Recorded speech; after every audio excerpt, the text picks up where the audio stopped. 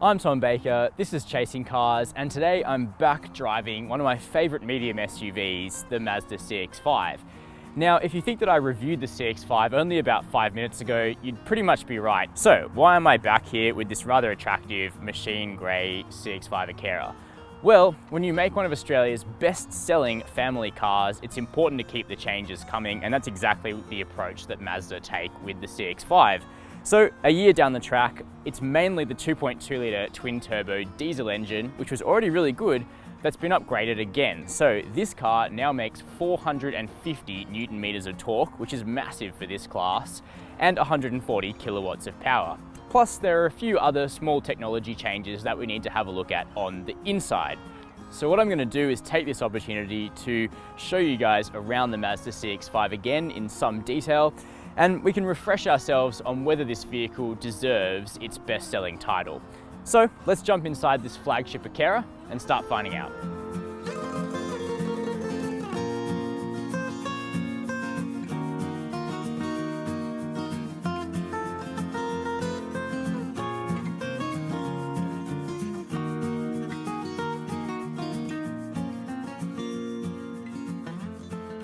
When the third gen Mazda CX-5 came out, we were really blown away by the step up in quality and refinement of the interior, and a year on it's still looking pretty good. In fact, I prefer the Mazda CX-5's cabin to something like a Volkswagen Tiguan.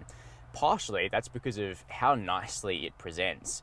When the largest CX-9 came out, we all thought it looked like an Audi Q7 for a lot less money, and you sort of get a similar effect here in the CX-5 thanks to the long sort of horizontal dashboard, the floating 7-inch touchscreen up here that runs Mazda's MZD Connect software, and just the general quality of the touch points around the place in the Mazda CX-5's cabin. Just back to that screen, so the CX-5 is only available with the 7-inch version, not the 8-inch you can get on the CX-9. It is a touchscreen, but we prefer using the rotary dial between the seats to control it, which is just a little bit safer. Now, there's still no Apple CarPlay or Android Auto available in the CX-5. Hopefully that's something that changes on a future update, because it's just a little bit cumbersome to run your own personal media options through the screen. But you do get DAB digital radio as standard, which is a great feature. The Akera and the GT below it are available with leather seats. In fact, they come with leather seats as standard in either black with attractive bronze stitching or a pure white leather. So if you have kids, black. If you don't, white. Otherwise, the rest of the quality and the touch points are lovely. So there's a soft leather steering wheel, soft touch materials up here on the dash, and even where you rest your leg, which is rare in the medium SUV class. And in terms of practicality, it's really good. So there's an enormous central bin between the seats where you'll find the USB ports, 2 large cup holders, and a big tray ahead of the shifter where you can stash a phone or various other junk that you have to carry around with you. Plus there are big door bins that can fit a large water bottle.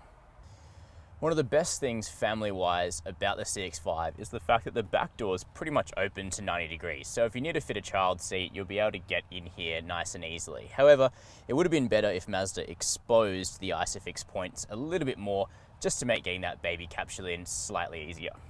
Close the back doors, which do have a nice solid thunk like a European car.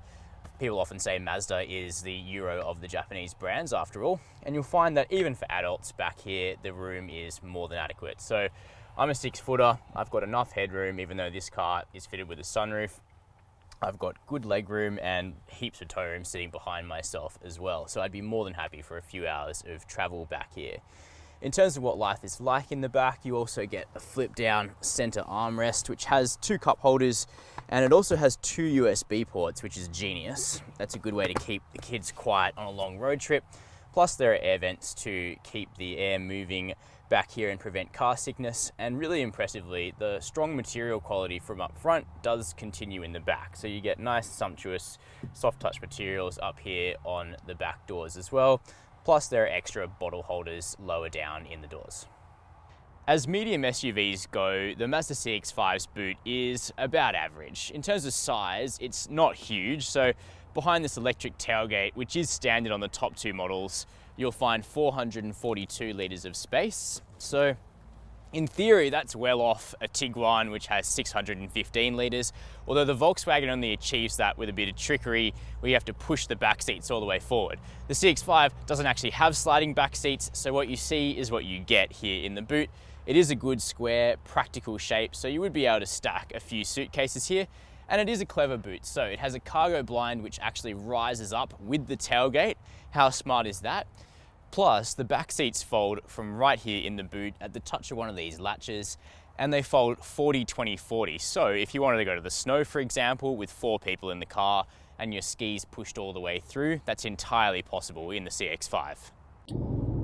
So what's the Mazda CX-5 like to drive, and can you feel the dynamic updates for this 2018 model? Well, the short answers to those two questions are it's very good to drive, and no, you can't really feel the changes, but they do add up to something meaningful nevertheless. So I'm going to touch on the second thing first, and that's what exactly has changed for the 2018 CX-5. It's really all about the 2.2 litre twin turbo diesel engine, which moves from 129 kilowatts and 420 newton meters to 140 kilowatts of power and 450 newton meters of torque. And it's really all about that torque figure. That comes in at 2000 RPM, so it's a really grunty diesel. It's nice to have 2 turbos. Essentially, the larger of the 2 turbochargers has been swapped out for a new one with variable geometry. So if anything, you can feel a slightly more linear and strong acceleration, but basically it just gives the CX-5 best-in-class diesel engine outputs, and that's always a nice to have. Fuel economy remains really good on the diesel. It's officially rated at 5.9 litres per 100 Ks, but you can reliably get in the 7s. The petrol engines have had a few changes made to them as well. Notably, the very popular 2.5 litre naturally aspirated petrol now has cylinder deactivation. So actually cylinders 1 and 4 will shut down at constant speeds to make it a little bit more efficient. But a lot of Aussie car journalists disagree with me on this, but I actually really think the story of the CX-5 is that the petrol engines are pretty meh and the diesel engine is amazing. So I would not buy a petrol CX-5 simply because the engines are outclassed by the Tiguan's turbocharged 2 litre petrol engines in either the 132 TSI or the 162 TSI Tiguan. And the Mazdas just feel a little bit slow and they tend to get thrashy because of the weight. What this car really needs is the 2.5 litre turbocharged petrol engine from the CX-9. That engine's also about to go into the Mazda 6. That'd be lovely right here in the CX-5. But for now, the one to buy is the upgraded 2.2 litre twin turbo diesel. You'll be super happy with that. Otherwise, what's this SUV like? Well, it is one of the sportier options in the segment. It's not an out-and-out sports SUV, but it has nice steering. The build-up is really nice, has a nice steering ratio and a fairly natural feel, and the handling as a whole is really good. So there's not too much body roll in the Mazda CX-5. Instead, it grips nicely around corners, especially with the 19-inch wheels, which is a wider tyre, and the rubber is Toyo Proxys, so they grip pretty well. The ride quality is really good on the small 17-inch wheels, and it's acceptable on the 19s. They introduce a little bit of abrupt bumpiness over crappy Australian back roads, but as a whole, the CX-5 is a comfortable car to cruise in. It's also a quiet one. Mazda really worked on reducing the road noise over the second-gen CX-5, and that's something that we're still enjoying. There isn't really additional changes to the road noise in this car, but it just remains a quiet-ish, medium-sized SUV to drive. Visibility out of the thing is really good, so you actually sit quite high in the CX-5. There's a good view out, nice projected heads-up display on the Touring, the GT and the Akera model, big mirrors, and there's a reversing camera plus reverse autonomous emergency braking that's standard on every single car. And that really brings me to the safety proposition of the CX-5, which is good. So across the range, there's AEB in forward and reverse, and there's things like blind spot monitoring and rear cross traffic alert as standard kit as well. Sadly, only the very top of the range car gets technologies like adaptive cruise control and lane keep assist. That's something that we think should be brought a little bit closer to the more affordable models in the CX-5 range, so hopefully we'll see some movement on that front soon. But all in all, it's a nice SUV to drive. The diesel is particularly impressive. Pretty much anyone would be happy getting behind the wheel of one of these Mazdas. So that's my opinion of the lightly updated Mazda CX-5 for 2018. Essentially, my CX-5 recommendations remain the same. Fundamentally, this is a really good family SUV, but engine-wise, you need to choose carefully. The excellent diesel is now even better, probably class-leading, but the petrols are a bit average, so the $3,000 upgrade from 2.5 petrol to 2.2 diesel is a jump worth making.